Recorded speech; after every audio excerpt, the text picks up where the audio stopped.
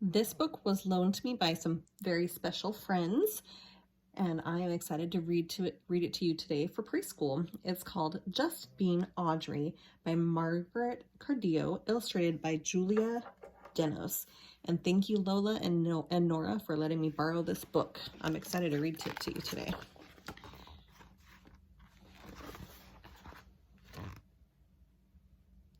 More than anything, Audrey wanted to be a ballerina. She was too tall and her feet were too big and her neck was too long. Still, Audrey danced on. She had fairy tale ballets in her yard, and the trees and squirrels were her audience. Audrey's brothers would tease her, always off in her own world. But her mother understood. It's just like Audrey to do her own thing. Audrey struggled with on point, dancing on her toes. But she loved a challenge, so she practiced more than the other ballerinas in class. Some of the girls laughed at Audrey, saying her teeth were crooked and her eyes seemed too big for her head. Audrey knew that she looked different, but it didn't matter to her. She wanted only one thing, to be the prima ballerina of all Europe. Her mother reminded her that there was more important things than fame.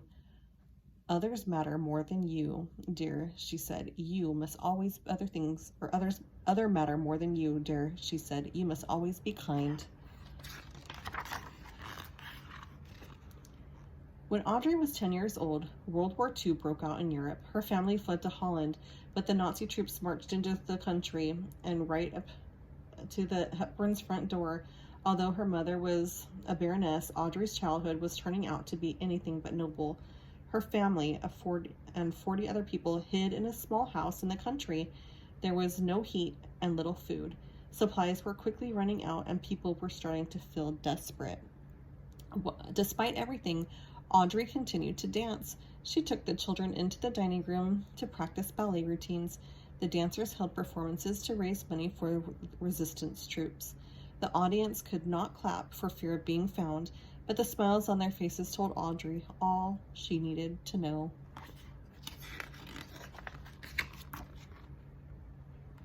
One day there came a knock on the front door and everyone froze. Had they been discovered? But after years of bad news, there was finally something to celebrate. The war had ended, and volunteers from the United Nations had arrived, bringing food and clothing and medicine. One volunteer gave Audrey a chocolate bar. She ate it so quickly she got a stomach ache, but it was the most delicious thing that she had ever tasted. Audrey never forgot that kind gesture. After the war ended, Audrey and her mother moved to London. They had very little money. In fact, Audrey had only a few blouses and skirts and one colorful scarf, but she could tie the scarf 20 different ways to make a new outfit every day. Audrey soon realized that her dream of being a ballerina was not going to become a reality. She was simply too tall, and no amount of practice could change that. So she decided to try acting instead. She landed a few small roles, and one took her to the south of France. Colette, the famous French writer, spotted Audrey. Colette needed an actress for a lead role in her play Gigi that was opening on Broadway in New York City. "C'est Gigi! It's my Gigi," Colette announced. Surely Colette was mistaken. Audrey had no acting experience. She has je ne sais quoi, a certain something. With that, Audrey was on her way to Broadway.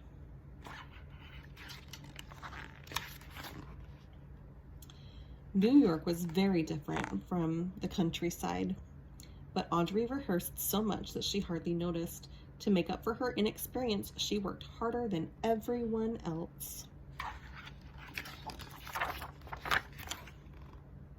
While Audrey was performing on Broadway, the movie director, William Wyler, was looking for a fresh face for his new Hollywood film. When he saw Audrey, he knew that he'd found it. In the movie Roman Holiday, Audrey plays Princess Anne, who falls in love with a journalist. By the time the movie came out, everyone had fallen in love with Audrey. She even won an Oscar for her performance. Audrey went on to star in some of Hollywood's biggest movies, including Funny Face, Sabrina, and My Fair Lady. From a party girl to Breakfast and Tiffany's to a nun in this Nun Story, Audrey took roles that challenged her and she made them her own. Audrey often played characters who went through some kind of transformation, both inside and out. But in real life, Audrey always knew just who she was and just where she had come from.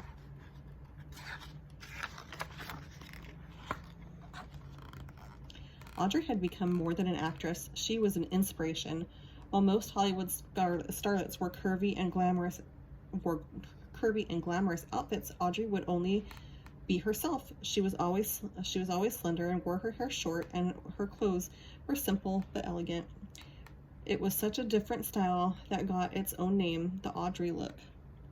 And the very things that made her appear awkward as a child, well, they were precisely the things that made her beautiful as an adult.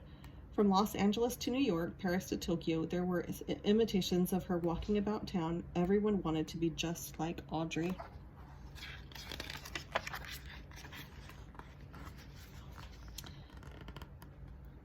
She didn't behave like most movie stars either. She was always on time and studied her lines to perfection. After filming, Audrey would cook warm spaghetti dinners for the cast and crew. She was the kindest actress any of them had ever worked with.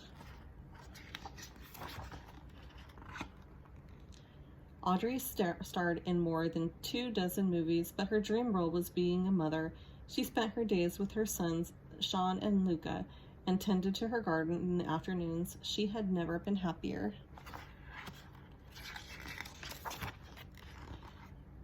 Once her children had grown, she decided to put her fame to good use. In 1988, Audrey became a Goodwill ambassador for an organization called UNICEF.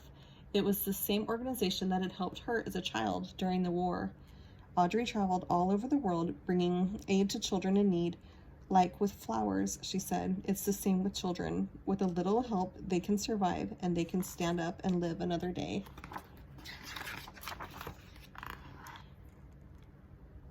Her finest performance came in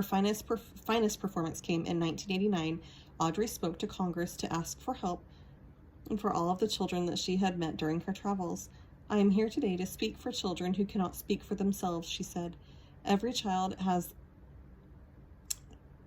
the right to health, to tenderness, to life. Her words were so moving and eloquent that the people listened.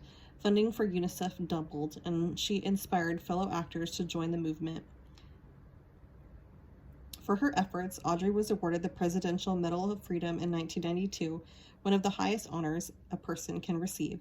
Audrey's life was not always a fairy tale, but she chose hope over sorrow. Her legacy remains. It is in the loveliness of her movies, in the kindness that she showed others, and on the faces of the children that she helped all around the world. And if you look closely, you can still see Audrey, the Audrey look about town. Isn't that a great story? Oh, I love Audrey Hepburn. She was a great role model. Thanks again, Lola and Nora, for letting me borrow this book.